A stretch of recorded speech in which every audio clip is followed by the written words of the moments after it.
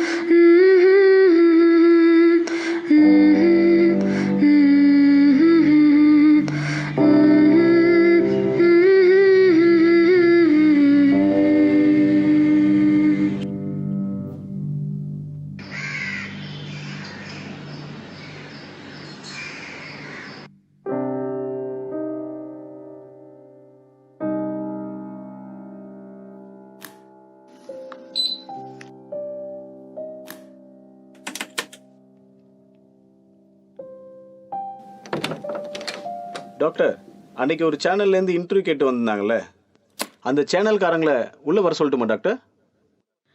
வேணாம் டெரஸ்ல வெயிட் பண்ண சொல்லுங்க. I will be there in 10 minutes. Okay ma'am.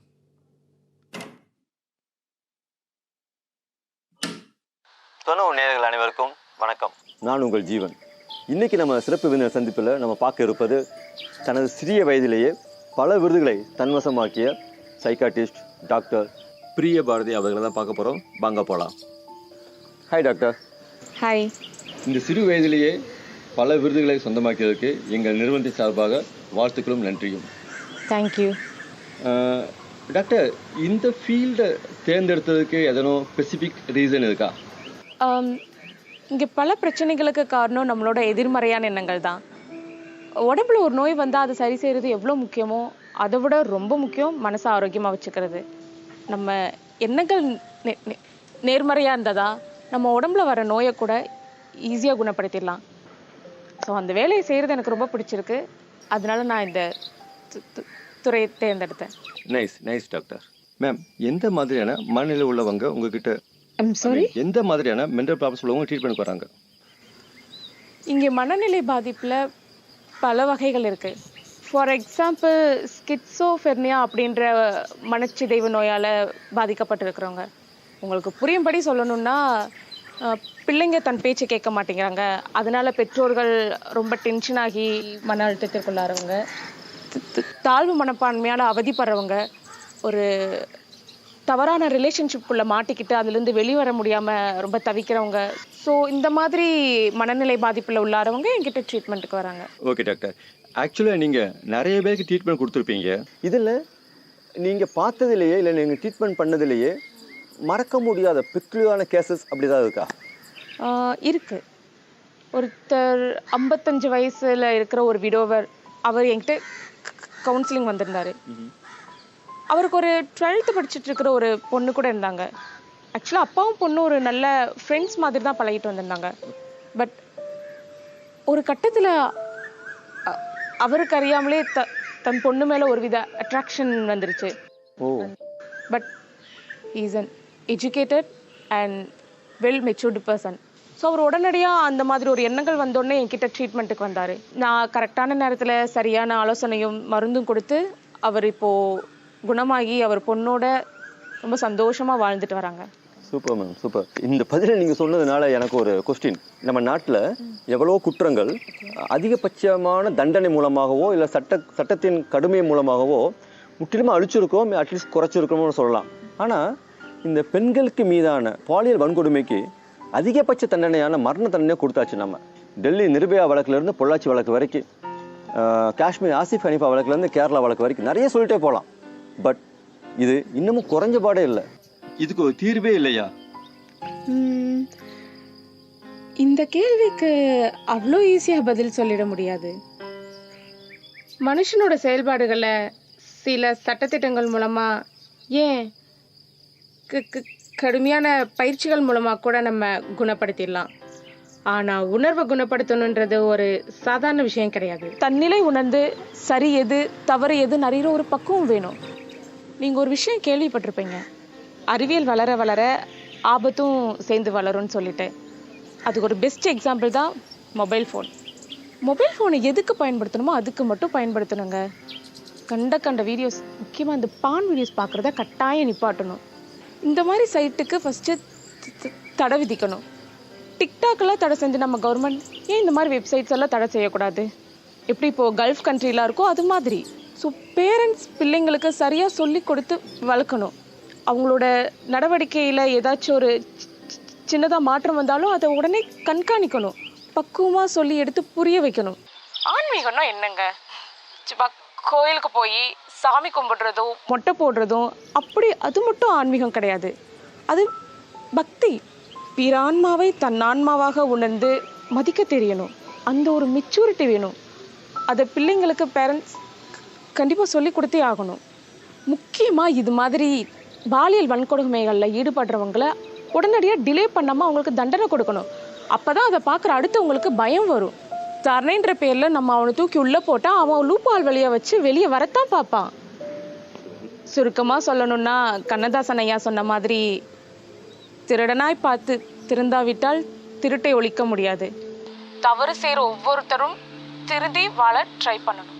Doctor, நம்ம நாடு எவ்வளோ துறையில் வளர்ச்சியடைஞ்சிட்டு இருக்குது. ஆனால் பெண்களுக்கு மீதான பாதுகாப்பில் இன்னும் பின்தங்கி தானே இருக்கிறோம். நீங்கள் சொல்கிறது எல்லாம் கேட்கறதுக்கு நல்லா தான் டாக்டர் இருக்குது. பட் நடைமுறைக்கு உங்கள் விஷயம் தெரியுமா? 2019 மட்டும் இந்தியாவில் கிட்டத்தட்ட 32,800 ரேப் கேசஸ் ஃபைலாக இருக்குது. இதில் சோகமான விஷயம் என்னென்னா 20% 18 வயசு கீழே உள்ள சின்ன பிள்ளைங்க மேம், குழந்தைங்க. நீங்கள் என்னடா வருந்தணும் திருந்தணும்? எனக்கு தெரிஞ்சு நீங்கள் சொல்லி மாதிரி யாரும் வரணும் மாதிரி தெரியல, திருந்த மாதிரி தெரியலை. உங்களுக்கு தெரிஞ்சால் சொல்லுங்கள். வேணாம். ஒரு விஷயம், ருசி கண்ட பூனை என்றைக்குமே அது ருசியை தான் பார்க்குமே தவிர்த்து சரி எது தப்பு எதுவும் தெரியாது.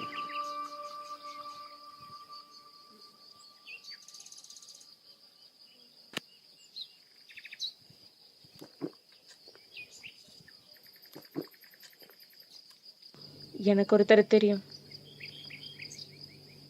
அவர் பேரு வசந்த்.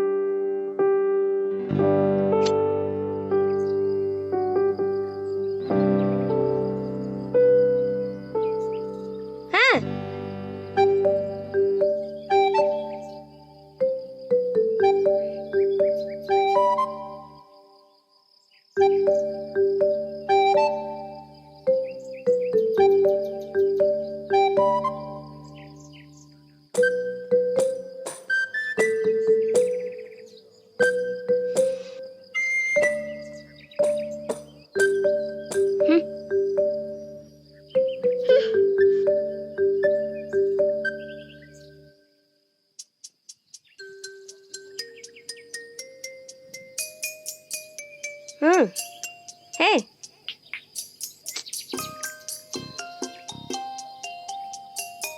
ம் ம்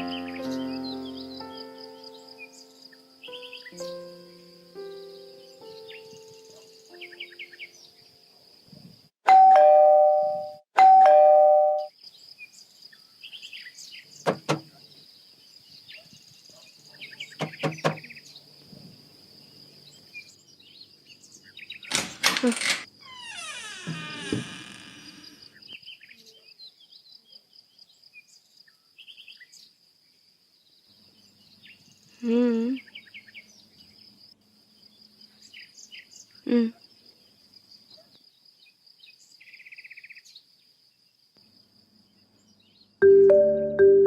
பாபா உன் பேர் என்னம்மா?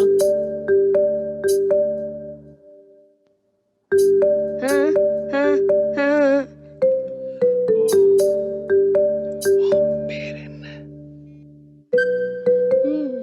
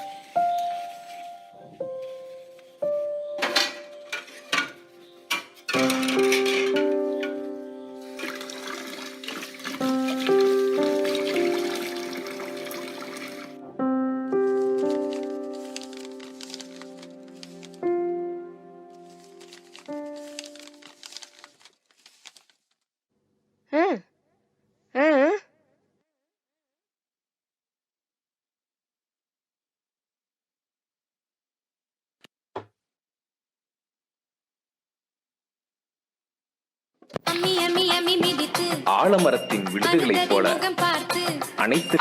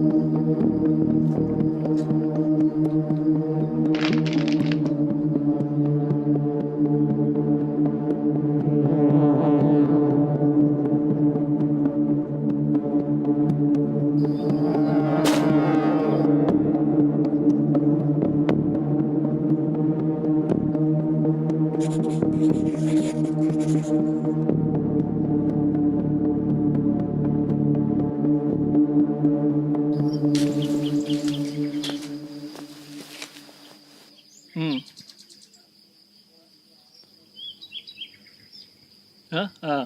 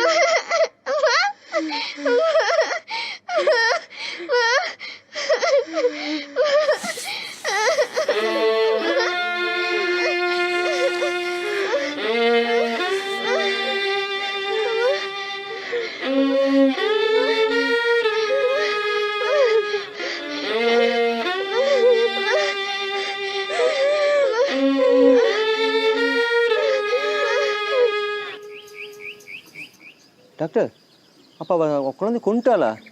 என்ன மேம், ஒரு அம்மாங்கிறவ தான் செத்தாலும் குழந்தை வாழ்ந்தோன்னு ஆசைப்படுவா. அப்போ இந்த சமுதாயத்தில் ஒரு பொண்ணால் தனியாக வாழ முடியாதுன்னு நினச்சாலோ? வெயிட் வெயிட் வெயிட், நான் இன்னும் சொல்லியே முடிக்கல. அதுக்குள்ளாட்டி நீங்களாம் அவசரப்பட்டா எப்படி?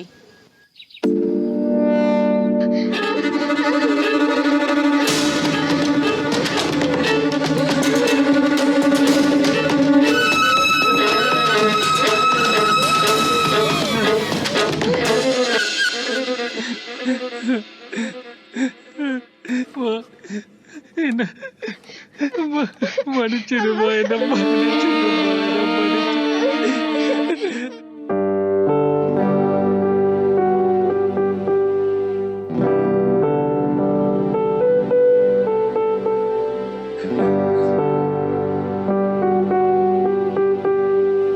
மேம் இப்போ அந்த பொண்ணு சாகலையா? அந்த பொண்ணு எங்கே மேம் இருக்கிறா? யார் கூட வளர்ந்துட்டு வரா? அந்த வசந்த் வீட்டில் தான் வாழ்ந்துட்டு வரா. என்ன மேம் சொல்கிறீங்க? அவங்க அம்மா இருக்கும் பொழுதே அவன் தான் குழந்தைகளை தப்பாக பிஹேவ் பண்ண பார்த்தான். இப்போ அந்த குழந்தைக்கு ஆதரவே இல்லை, யாரும் இல்லை. இப்போ கட்டாயம் அந்த குழந்தை மிஸ்பிஹேவ் பண்ணியிருப்பான்ல. எல்லாத்துக்கும் காரணம் நம்ம எண்ணங்கள் தான். ஒரு சிலையை கல்லா பார்த்தா கல், சாமியை பார்த்தா சாமி. மேம் நீங்கள் என்னென்னு சொல்லுங்கள், கட்டாயம் அந்த குழந்தை மிஸ்பிஹேவ் பண்ணியிருப்பான். அந்த பொண்ணு ஊமை வேறன்னு சொல்கிறீங்க. மேபி அவள் வெளியாக சொல்லாமல் இருந்திருக்கலாம்.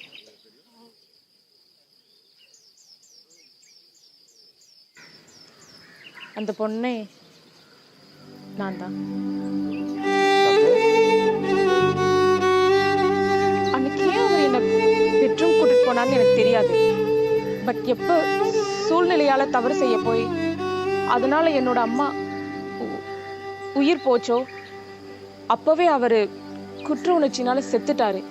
அது மட்டும் இல்லை, அவரே போலீஸ்கிட்ட போய் சரண்டர் ஆயிட்டாரு. யார் ஒருத்தவங்க குற்ற உணர்ச்சியால் அவதிப்படுறாங்களோ அவங்க தான் வருந்தி திருந்தி வாழ ட்ரை பண்ணுவாங்க. இன்னைக்கு அது நிறைய பேர்கிட்ட இல்லாததால தான் இந்த மாதிரி குற்றங்கள் நிறைய நடக்குது. இன்னைக்கு வரைக்கும் அவர் வீட்டில் அவர் பொண்ணாக தான் நான் வாழ்ந்துட்டு வரேன். காது கேட்காம வாய் பேச முடியாமல் இருந்த எனக்கு ஃபுல் ட்ரீட்மெண்ட் கொடுத்து இந்த நிலைமைக்கு இருக்கிறது காரணம் என் அப்பா தான். ஒரு மனுஷன் நல்லவனாவோ கெட்டவனாவோ மாறுறதுக்கு இந்த சமுதாயத்துக்கும் இந்த சூழ்நிலைக்கும் கூட ஒரு முக்கிய பங்கு இருக்குன்னு சொல்லலாம். ஏன் சூழ்நிலை தான் நம்மளை மாத்துதுன்னு கூட சொல்லலாம். நான் மட்டும் மாறி என்ன ஆக போகுது அப்படின்னு நினைக்கிற ஒவ்வொருத்தரும் மாறிட்டாலே எல்லா குற்றங்களும் குறைஞ்சிடும். இன்னைக்கு உங்களை சந்திச்சதுல மிக்க சந்தோஷம் டாக்டர்.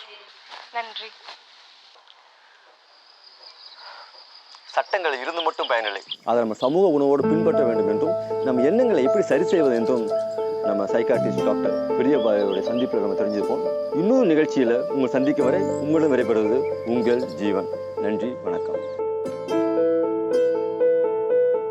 நம் தேசத்தில் வாழும் ஒவ்வொரு காரிகையின் கனவான சுதந்திரம், பாதுகாப்பு இவற்றுக்கு ஆண்கள் ஒவ்வொருவரும் அரணாக இருந்து நம் பெண்மையை போற்றி காப்போம் என்றும் என்றென்றும்.